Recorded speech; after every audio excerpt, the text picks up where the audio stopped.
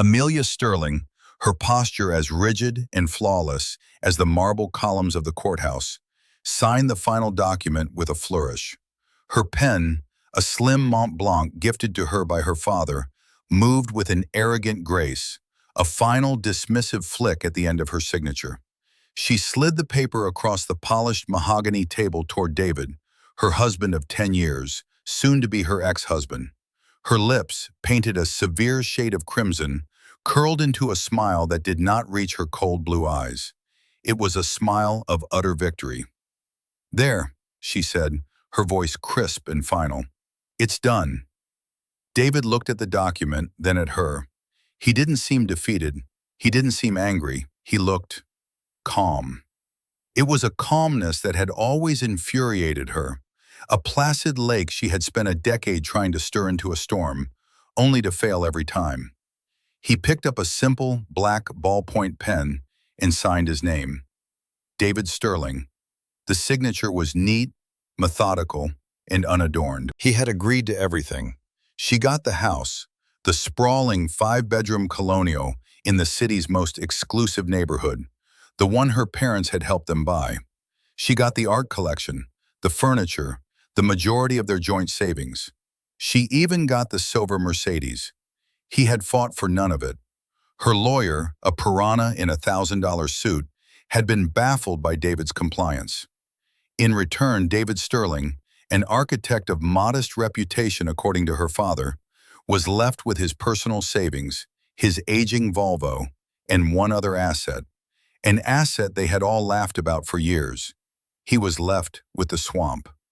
100 acres of marshy, mosquito-infested wetland 30 miles outside the city.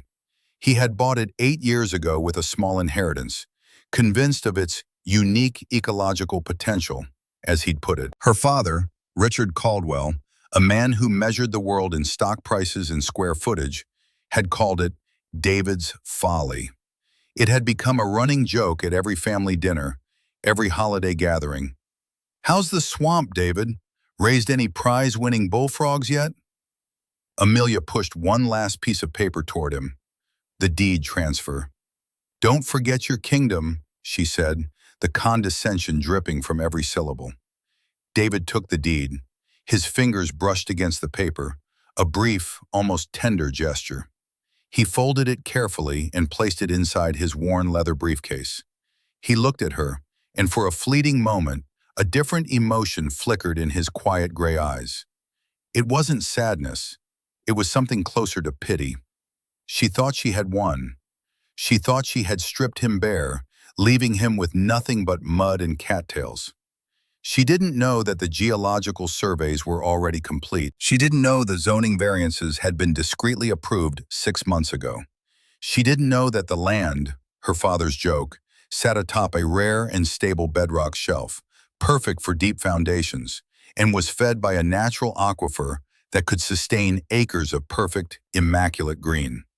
Within 12 months, her victory would feel like the most profound and humiliating defeat of her life. What she called a swamp, he was about to call the Blackwood Reserve, a championship golf course and luxury community valued at $12 million. Have you ever been so completely underestimated? It's a strange and lonely place to be, but it can also be a place of immense power. Let us know in the comments where you're watching from tonight. You are going to want to see how the foundation of Amelia's perfect world was built on sand, while David's was about to be built on solid rock. The memory of the family dinners was the sharpest. They were always held at her parents' house, a place that felt less like a home and more like a museum of wealth. The air was thick with the scent of potpourri and entitlement. Richard Caldwell presided over the head of a 20-foot dining table, a silver-haired king on a mahogany throne, dispensing market wisdom and backhanded compliments with equal aplomb. One evening, about a year before the divorce, stood out in David's mind. It was Richard's 60th birthday. The table was laden with food David knew he and Amelia couldn't afford on their own. Lobsters flown in from Maine, wine from a French vineyard Richard partially owned. He felt like an exhibit, the quiet, unassuming husband of the golden daughter. "So, David," Richard began, his voice booming across the crystal and china. He had a way of saying David's name that made it sound like an apology. "Amelia tells me your firm is designing another one of those glass boxes downtown. Very functional." David met his father-in-law's gaze. "It's a library, Richard. The city wanted a space that felt open and accessible to everyone." Richard chuckled, a dry, rustling sound. "Accessible. Yes, like a public restroom. I suppose there's a need for that." He took a sip of his wine. "You know, I've always said architecture is a noble profession, a bit like being a well-dressed stonemason. But the real money, the real power, isn't in the design. It's in the land. It's in owning the ground the glass box sits on. You understand that, don't you?" The question was a trap, and they both knew it. It was a direct line to his favorite punchline. "I believe I do," David said calmly. "Do you?" Richard leaned forward, his eyes glinting. "Then tell me, how is your real estate empire coming along? Have you managed to drain that swamp of yours yet? Or are you waiting for property values on lily pads to skyrocket?" The guests around the table tittered. Amelia, seated next to David, shifted uncomfortably. She didn't defend him. She never did. Instead, she placed a hand on his arm, a gesture that was meant to look supportive, but was in fact a silent plea for him to just take it, to not make a scene. Her touch felt like a tiny cage. "It's a long-term project," David replied, his voice even. He could feel the heat of humiliation creeping up his neck, but he refused to let it show. He had learned early on that any emotional reaction was a victory for them. Dignity was his only shield. "Long-term," Richard scoffed, waving his hand dismissively. "Son, long-term is what you tell a client when you don't have an answer. In my world, we create value. We don't just buy a patch of mud and hope it turns into a gold mine through wishful thinking. You have to have vision. You have to have aggression." David thought of the file in his briefcase at home, the one filled with topographical maps, water table analyses, and soil composition reports. He thought of the quiet conversations he'd had with a retired hydrologist who had confirmed his suspicions about the aquifer. He thought about the preliminary sketches he'd drawn late at night, long after Amelia was asleep, of rolling fairways and cunningly placed sand traps, all following the natural contours of the land he already knew like the back of his hand. It was all there. The vision Richard spoke of was not in loud declarations at a dinner table. It was in quiet, meticulous, and patient work. "I prefer to think of it as a strategic investment," David said, picking up his fork. Amelia's mother, Margaret, a woman whose face was a testament to the miracles of modern chemistry, chimed in. "Oh, David, it's just a hobby, like my garden club. It's sweet that you have an interest outside of work." She patted his hand, her rings cold against his skin. Reducing his dream to a hobby, like arranging petunias, was somehow more insulting than Richard's outright mockery. It diminished him, made him small and harmless. And Amelia just sat there, smiling a tight, brittle smile, wishing the ground would swallow her husband whole so she wouldn't have to be associated with his foolish, muddy dreams. Later that night, driving home in the Mercedes she insisted they buy, the silence was heavy. "Why do you let him talk to you like that?" David asked, not with anger, but with genuine curiosity. "What was I supposed to do?" Amelia snapped, staring out the window. "Make a scene at his birthday party? He's just Dad. He's from a different generation. He sees the world a certain way. He sees it as a place where he's on top and everyone else is somewhere below him," David said. "He's just trying to motivate you, David. He wants to see you succeed, to be more ambitious. When he hears you've spent a small fortune on a swamp, what is he supposed to think?" "He's supposed to think I might know something he doesn't," David said quietly. Amelia laughed, a short, bitter sound. "Like what? The secret language of dragonflies? The optimal pH balance for algae? Please, it's embarrassing. When our friends ask what you've been investing in, I have to change the subject. That was the moment he knew. It wasn't just that she didn't believe in him, it was that she was ashamed of him. His quiet nature, his refusal to play the games of ego and dominance her father excelled at, his unconventional vision, it was all a source of shame for her. The house, the car, the parties, they were her armor, protecting her from the embarrassment of being married to a man who didn't measure his worth in the same way her family did. He knew, in that cold, silent car, that the foundation of their marriage was crumbling, and it wasn't his swamp that was sinking. It was them. He just held the steering wheel, drove on, and kept his plans to himself, buried deep and safe, like the bedrock beneath the mud. The divorce proceedings were a masterclass in calculated humiliation. Amelia and her lawyer, a man named Sterling Vance, who ironically shared David's surname but none of his temperament, came at him with the subtlety of a wrecking ball. They painted a picture of David as a listless, unambitious man, an adequate architect but a poor provider, a dreamer who frittered away money on worthless land, while Amelia managed their social standing and the real value of their estate, the house. In the sterile conference room, Vance laid out their terms. They weren't a negotiation, they were a decree. The house and its contents, the art, the joint accounts, the Mercedes, all of it was to go to Amelia, who, as Vance argued, had sacrificed her own career potential to maintain the domestic and social infrastructure that allowed Mr. Sterling to pursue his profession. David sat opposite them, his own lawyer, a quiet, older man named Ben Carter, looking increasingly perplexed. Ben had prepared for a fight, armed with financial statements showing David's consistent and significant contributions. But David had instructed him to stand down.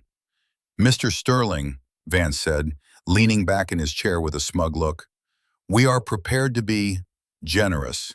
In recognition of your efforts, Mrs. Sterling will not contest your claim to your personal savings account and your vehicle." He paused for dramatic effect. "And of course, you will retain full ownership of the parcel of land in West Creek County." He said parcel of land, as if he were referring to a contaminated waste site. Amelia smirked, looking down at her perfectly manicured nails. This was the final twist of the knife, the punchline to the joke they had been telling for years. She wasn't just taking everything of value, she was leaving him with the symbol of his failure. Ben Carter leaned over to David, whispering urgently, "David, this is absurd. The equity in the house alone is 7 figures. We can fight this. His argument is tissue thin." "It's okay, Ben," David whispered back, his eyes fixed on Amelia. "Let it go." "Let it go? They're robbing you blind in broad daylight." "Some things aren't worth fighting for," David said, his voice just loud enough for the other side of the table to hear. Amelia's eyes narrowed. She couldn't decipher his calm. She had expected him to rage, to plead, to look broken. His placid acceptance was unsettling, like an ocean that refused to show the storm brewing in its depths. "So, we have an agreement?" Vance asked, unable to hide his glee.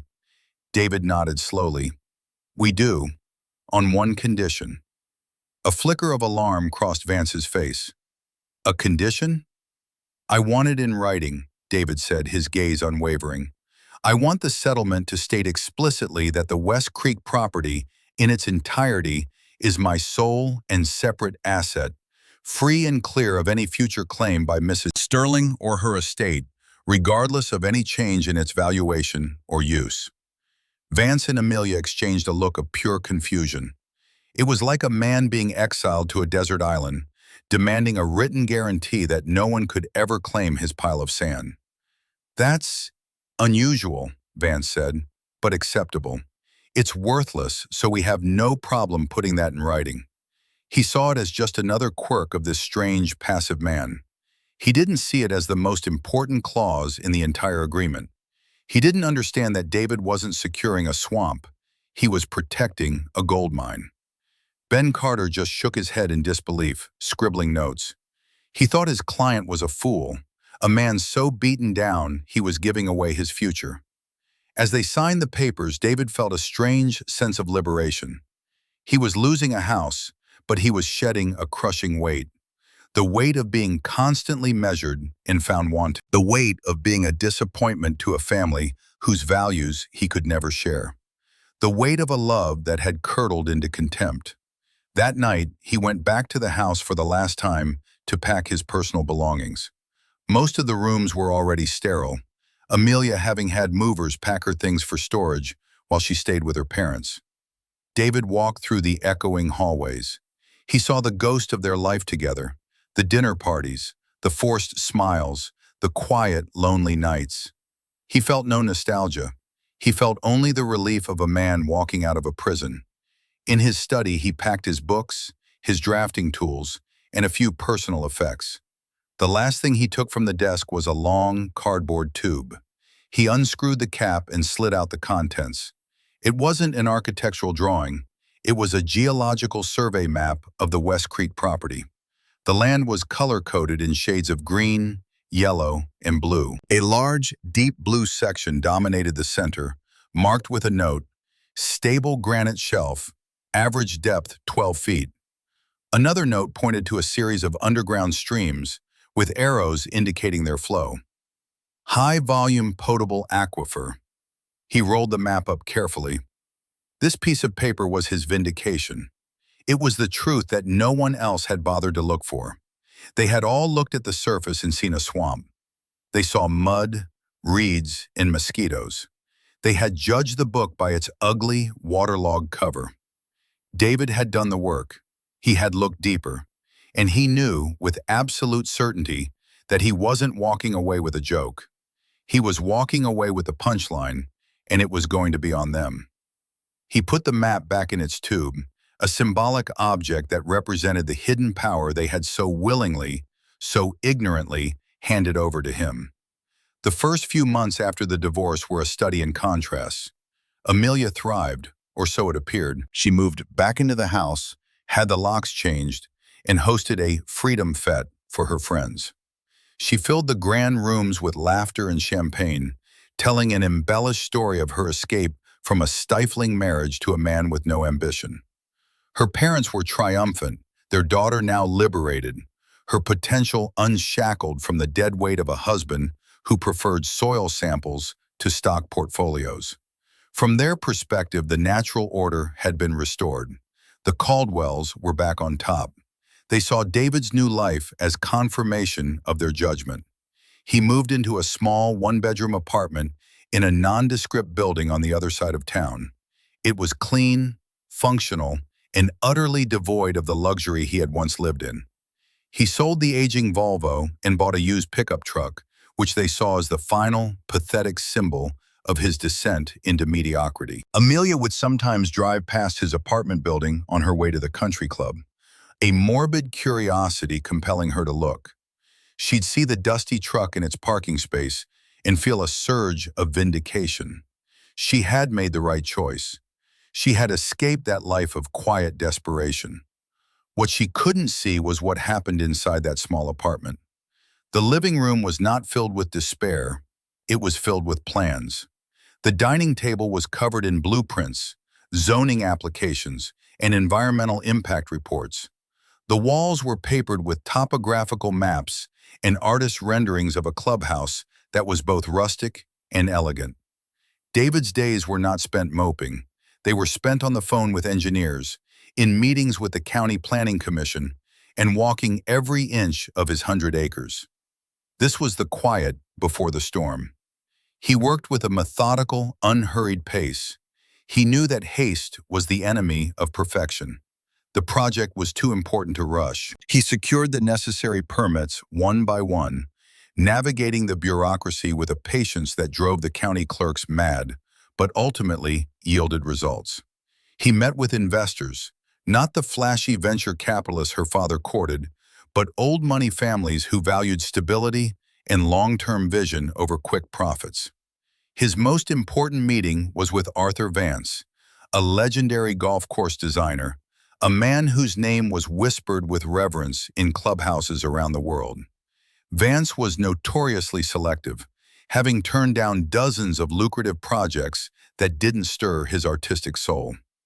David sent him a simple package, not a glossy proposal, but a handwritten letter, the geological survey map, and a single hand-drawn sketch of what he envisioned for the 18th hole, a challenging par 4 that wrapped around a natural wetland preserve he planned to leave untouched. A week later, Vance called him personally. "Mr. Sterling," the old man's gravelly voice said, "I've been designing courses for 50 years. People bring me mountains. They bring me oceanside cliffs. You're the first man to ever bring me a swamp and call it a masterpiece in waiting. I want to see this place." Vance flew in on a private jet and David picked him up in his dusty pickup truck. They spent 2 days walking the property. David didn't try to sell him. He just showed him. He pointed out the subtle ridges, the way the light hit a grove of blackwood trees in the late afternoon, the natural spring that bubbled up near a rocky outcrop. Vance, for his part, barely spoke. He just watched, listened, and occasionally crumbled a bit of soil between his fingers. On the evening of the second day, as they stood on a small rise overlooking the expanse, Vance finally spoke. "They see a swamp," he said, gesturing to the landscape. "But you're right, the bones of this place, the bones are magnificent. The water is the key. It's not a liability, it's the lifeblood. We won't have to fight the land, we can just listen to it." He turned to David, a rare smile crinkling the corners of his eyes. "You've got a hell of an eye, son. And guts. It takes guts to see a cathedral in a bog. When do we start?" That handshake was the silent turning of the final key. The partnership was formed, the funding was secured, and the quiet work was about to become very, very loud. Back in the city, Amelia was planning a summer trip to Europe, paid for with the last of the joint savings account. She was blissfully unaware that 30 miles away, the first earth-moving equipment was rumbling to life on David's Folly, preparing to uncover the masterpiece that had been hiding in plain sight all along. She was living in the past, celebrating a victory that had already turned to ash. David was living in the future, a future he was building from the ground up, with his own 2 hands and a vision no one else had been able to see. The first public sign that the world had shifted on its axis came not as a thunderclap, but as a small, unassuming article buried on page 6 of the local business journal. It was a short piece, just a few paragraphs under the headline, "Major Luxury Development Planned for West Creek County." Amelia saw it while waiting for her latte at a cafe she frequented. She skimmed the article with mild interest. It described a new, high-end golf community, the Blackwood Reserve, promising a world-class course in exclusive residential lots.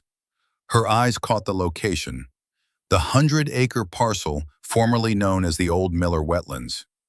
She froze, the cup halfway to her lips. The Miller Wetlands.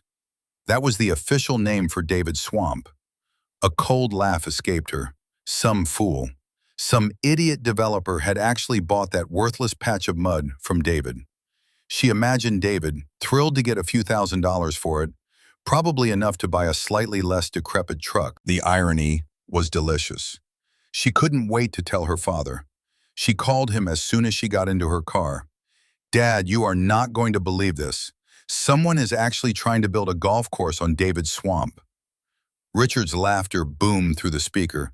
"You're joking. Who's the poor sap? Let me guess. Some out-of-towner who didn't do his due diligence. They'll sink $1 million into drainage and foundation work before they realize they built on quicksand. The whole project will be bankrupt in a year. Serves them right." "It's called the Blackwood Reserve," Amelia said, savoring the moment. "Sounds so grand for a mosquito farm." "Well, good for David," Richard said with false magnanimity. "Maybe he made enough to pay his rent for a few months. Did you see the developer's name?"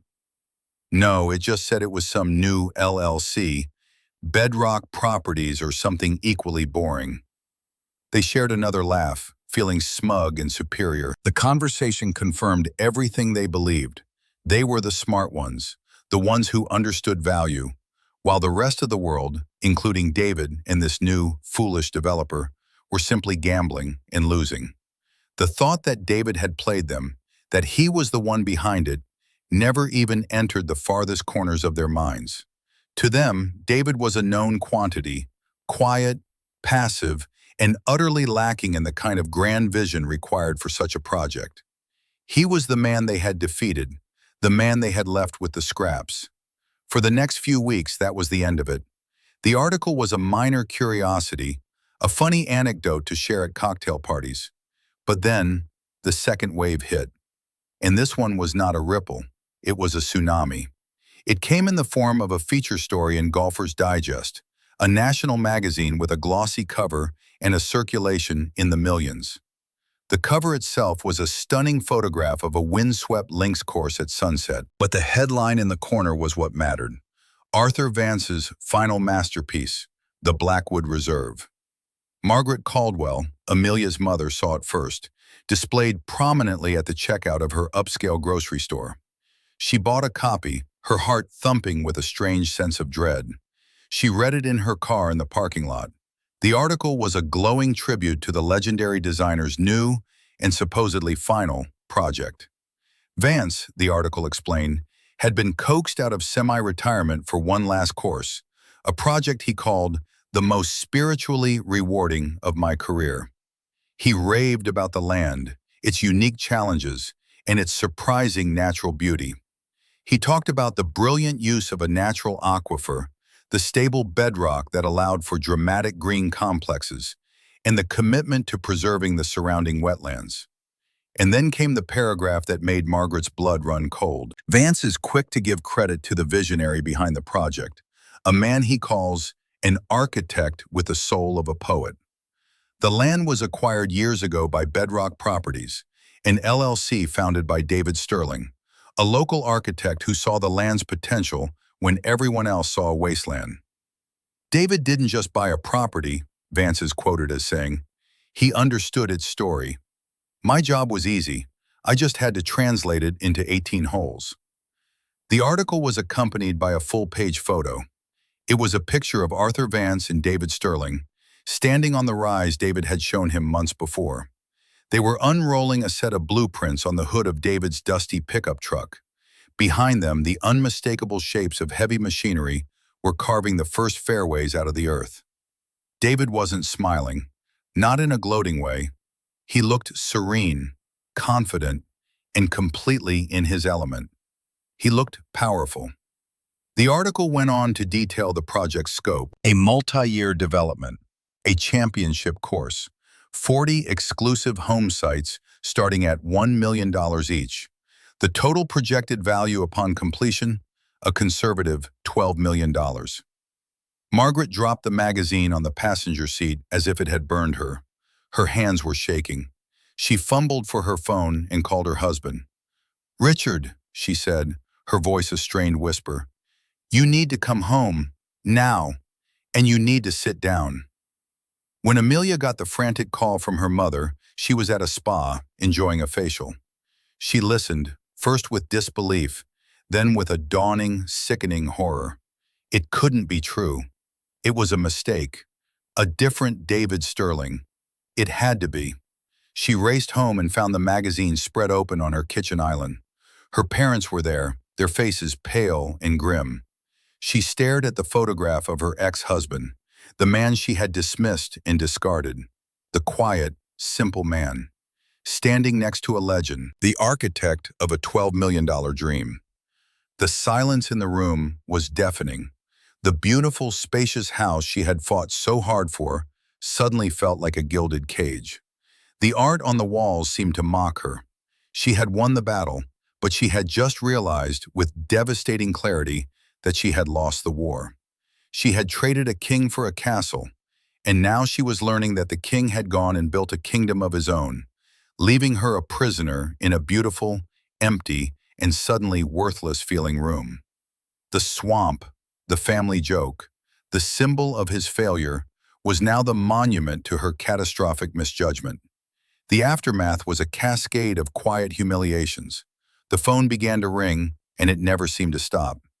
Friends of the Caldwells, business associates of Richard, fellow members of the country club, They all called, their voices dripping with a mixture of feigned sympathy and barely concealed glee.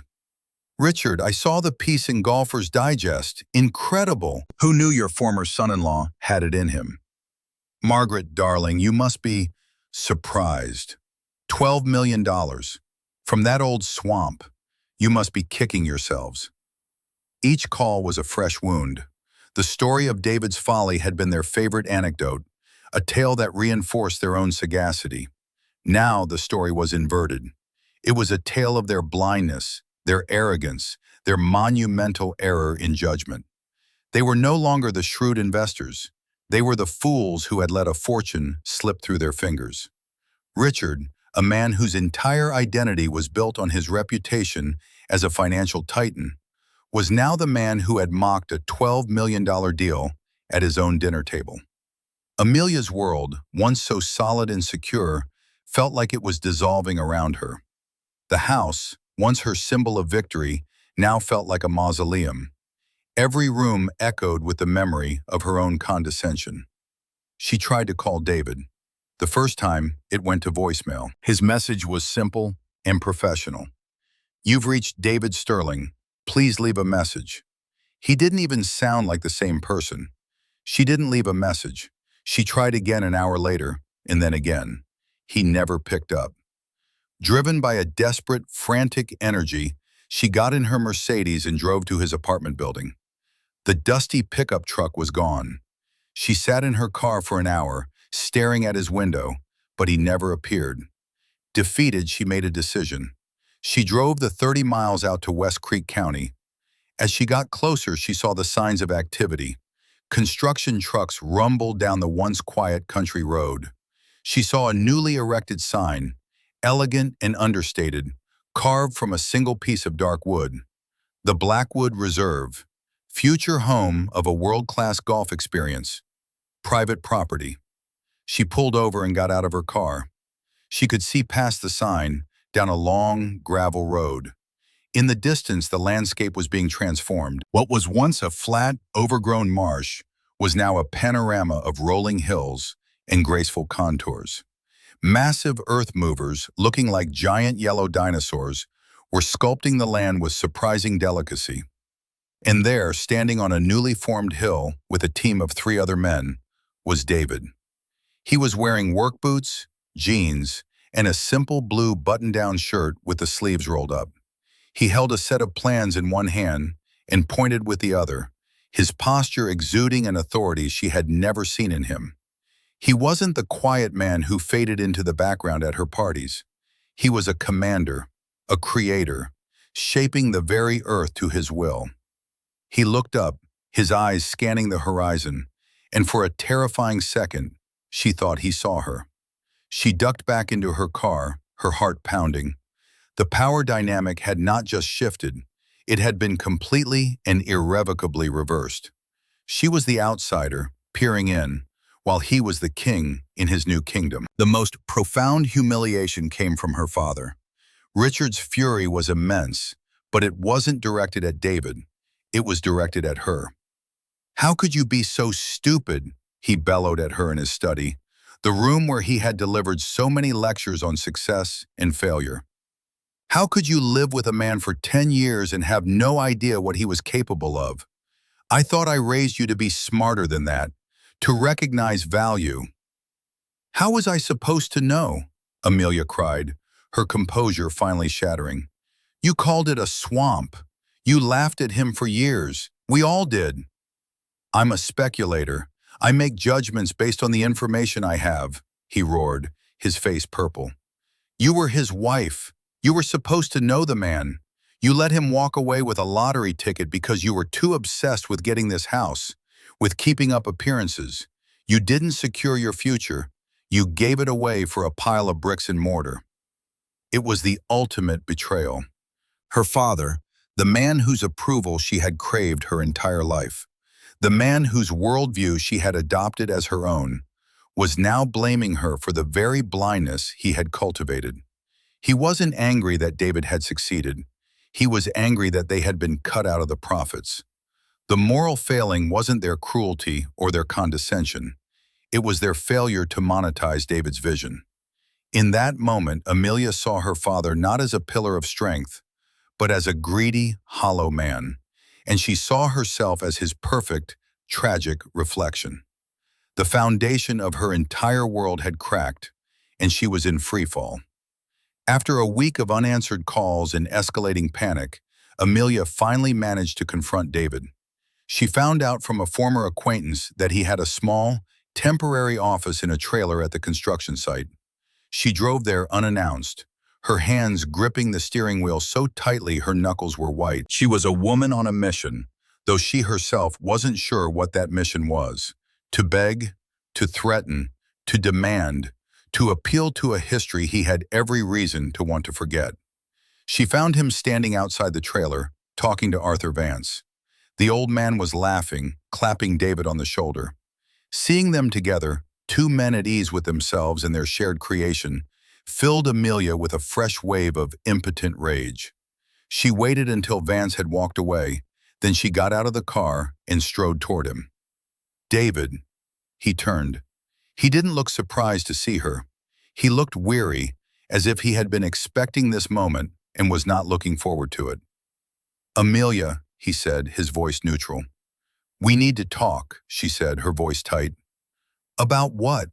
The settlement was finalized months ago. I believe you have your lawyer's number if there are any issues. He started to turn away. Don't you walk away from me, she snapped, the sound sharp in the quiet afternoon. $12 million, David. You let me walk away from my share of $12 million. He stopped and turned back to face her fully. He leaned against the railing of the trailer steps, his posture relaxed but his eyes firm. This was the verbal chess match she had inadvertently started years ago, and he was finally making his move. Your share? He asked, his voice dangerously quiet. Tell me, Amelia, at what point was it ours? Was it when your father called me a fool in front of 30 of his friends? Was it when your mother called my dream a sweet little hobby? Or maybe it was during the dozens of nights you told me I was embarrassing you by holding on to a worthless mud pit. Each question was a calm, precise strike, landing with devastating accuracy. He wasn't yelling. He didn't need to. The quiet recitation of facts was far more damning. That's not fair, she stammered. I didn't know. How could I have known? That's the point, he said, his voice still level. You didn't know because you never asked. You never cared. You weren't interested in my work, my passions, my vision. You were interested in the image of success, not the substance of it. You didn't want a partner. You wanted an accessory that matched the house. He held up the moral mirror, and the reflection it showed was ugly and distorted. She saw herself through his eyes for the first time, shallow, status-obsessed, and cruel in her casual dismissiveness. I was your wife, she whispered, a pathetic last-ditch appeal. Yes, you were, he said, and for the first time, a flicker of old sadness crossed his face. A wife is supposed to be a partner. A partner builds things with you. They don't mock the foundations you're trying to lay. They don't stand with the people who are trying to tear you down. He paused, letting the silence stretch. He wasn't angry anymore. He was just done. He was a man stating the final, unchangeable terms of a contract that had been broken long ago. You didn't just leave me, Amelia. You devalued me. At every turn, you and your family. You placed a value on everything, the house, the car, the art, my career, and you decided it wasn't enough. And you placed a value on this land. You decided it was worthless. That was your assessment. The divorce was you formalizing that valuation. You took what you believed was valuable, and you left me with what you believed was worthless. He pushed himself off the railing and stood up straight. It turns out your assessment was wrong. Terribly wrong. But it was your assessment nonetheless, and you have to live with it. I am. He looked her directly in the eye. You made your choice. You chose the house. I was left with the swamp. I think, in the end, we both got exactly what we deserved. Without another word, he turned and walked into the trailer, closing the door softly behind him. The click of the latch echoed in the vast open space. Amelia stood alone, surrounded by the sounds of construction, the sounds of a new world being built, a world she had no part in. There was nothing more to say. He had left her with nothing but the truth, and it was a heavier burden than any swamp could ever be. She had come for a fight, for a negotiation, for some kind of leverage. She left with only the crushing weight of her own choices. The consequences for the Caldwells were not swift and dramatic, but a slow, grinding erosion of the two things they valued most, their wealth and their status. The story of their spectacular misjudgment became the talk of their social circle. Richard, once feared for his business acumen, was now a cautionary tale, a punchline in conversations at the 19th hole of the country club he could increasingly barely afford. His confidence, which was the bedrock of his professional life, was shattered. He made a series of bad, overly aggressive investments, trying to claw back the perceived loss, and only managed to dig himself into a deeper hole. Amelia found that the financial reality of her victory was unsustainable. The house, her grand prize, was a financial boa constrictor. The property taxes alone were staggering. The upkeep, the heating, the landscaping, it all required a constant flow of cash she no longer had. The alimony she had expected was based on David's modest architect's salary, not his newfound wealth, a detail her lawyer had overlooked in his haste to secure a quick and dominant win. She was, as they say, house rich and cash poor. Within 6 months of her confrontation with David, the "for sale" sign went up in front of the colonial masterpiece. It was a public flag of surrender, a visible symbol of their fall from grace. They had to downsize, and not just slightly. Richard and Margaret sold their own sprawling home and moved into a condo. Amelia, after selling the house for less than she'd hoped in a down market, moved into a townhouse that felt laughably small and plain after her years of curated opulence. The silver Mercedes was traded in for a sensible and humiliatingly practical sedan. The social fallout was just as brutal. Invitations to the most exclusive parties dried up. The friends who had once flocked to their lavish gatherings now kept a polite distance. In their world, losing money was a misfortune, but being publicly outsmarted was an unforgivable sin. The Caldwells were no longer players. They were spectators, and their new, reduced circumstances were a constant, galling reminder of what they had thrown away. Amelia was forced to get a job for the first time in over a decade. With no recent experience, her options were limited. She ended up working as an administrator at a real estate agency, a bitter irony that was not lost on her. She spent her days filing paperwork for properties she could no longer afford, listening to agents brag about commissions, a constant specter at a feast she was no longer invited to. It was in this crucible of humility that something began to change in her. Stripped of her status, her wealth, and her father's suffocating influence, she was forced to confront the person she had become. She saw the arrogance, the shallowness, the casual cruelty. She remembered David's words, "You didn't want a partner, you wanted an accessory." And she knew, with a certainty that chilled her to the bone, that he had been right. She stopped blaming him. She started blaming herself. It was a painful, agonizing process, like setting a bone that had healed incorrectly. She had to break herself down to her foundations and see what, if anything, was worth rebuilding. She started to find a strange, fragile satisfaction in her work, in earning her own paycheck, in being responsible for her own life. It wasn't the glamorous life she had envisioned, but it was real. And for the first time, she was living a life that was truly her own, not one curated by her parents or for her social circle. She was no longer a Caldwell or a Sterling. She was just Amelia, a woman trying to figure out who that was. She never saw David, but she heard about him. The Blackwood Reserve became a phenomenal success, praised for its beauty and design. He was lauded in magazines, respected in the community. He had not, as she once feared, become a gloating tycoon. By all accounts, he remained a quiet, thoughtful man, one who donated generously to local conservation efforts and was known for treating his employees with kindness and respect. He had not let his success corrupt him. He had simply let it reveal who he had been all along. The kingdom he had built was not just one of wealth, but one of integrity. It was a lesson she was only just beginning to learn. 2 years after the divorce, the grand opening of the Blackwood Reserve was the social event of the year. The sun was setting over the 18th green, casting a golden glow on the rolling hills and the elegant clubhouse David had designed. The air was filled with the murmur of appreciative guests, the clinking of champagne glasses, and the soft sounds of a string quartet. David stood on the clubhouse terrace, looking out over the landscape he had dreamed into existence. He wasn't wearing a tuxedo, but a simple, well-tailored linen suit. He looked at peace. Arthur Vance, now frail but with eyes as sharp as ever, stood beside him.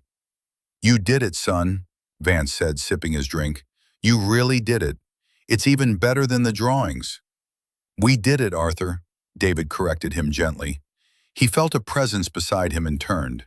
It was Ben Carter, his old lawyer, the man who had thought he was crazy for accepting the divorce settlement. Ben shook his head, a look of awe on his face. "I have to admit, David, I have never been so happy to be so wrong about a client. I thought they were taking you to the cleaners.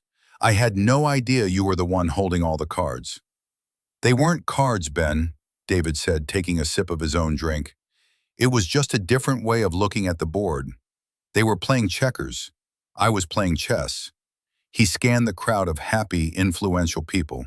They were all there to celebrate his success, to laud his vision. But he felt no great surge of ego. The victory wasn't in their applause. The victory had come long ago, in the quiet moments of study, in the patient execution of a plan, in holding on to his own self-worth when those closest to him had tried to strip it away. The satisfaction was not in their downfall, but in his own quiet, steady rise. From a distance, parked on the public road just beyond the entrance, Amelia watched the lights of the clubhouse twinkle against the twilight sky. She had driven out, not with any intention of crashing the party, but simply to see it, to witness the reality of the world he had built. She felt a pang, not of jealousy anymore, but of a deep and profound regret for the partnership she had thrown away. She saw the beauty of the place, and she understood that it was a reflection of the man who had built it, a beauty that was patient, enduring, and born from seeing the potential that lay beneath a difficult surface. She didn't stay long. She just watched for a moment, a silent observer of a life she could have shared. Then she started her practical sedan and drove back toward her small townhouse, toward a life that was less glamorous, but more honest. She had learned the hardest lesson of all, that true value is not something you can own or display. It is something you must have the vision to see, the patience to cultivate, and the character to honor. Her house of cards had fallen, but she was, finally, learning how to build on solid ground. The ultimate moral of this story isn't about revenge. It's about vindication. It's about the quiet, unshakable power of integrity and vision in a world that too often rewards the loud and the superficial. David's triumph wasn't just in building a golf course. It was in proving that true worth isn't measured by the approval of others, but by the quiet confidence you have in your own truth. He knew the value of the land when everyone else laughed, not because he was a gambler, but because he had done the work. He had looked deeper. Arrogance looks at the surface and judges. Wisdom looks at the foundation and understands. What do you think is the most important quality to have when facing people who underestimate you? Is it patience, vision, or something else? Let us know your thoughts in the comments below. Your stories and insights are what make this community so special. And if you found this story of quiet triumph satisfying, please don't forget to like this video and subscribe to the channel for more tales of karma, justice, and the quiet strength of the underestimated. We appreciate every single one of you.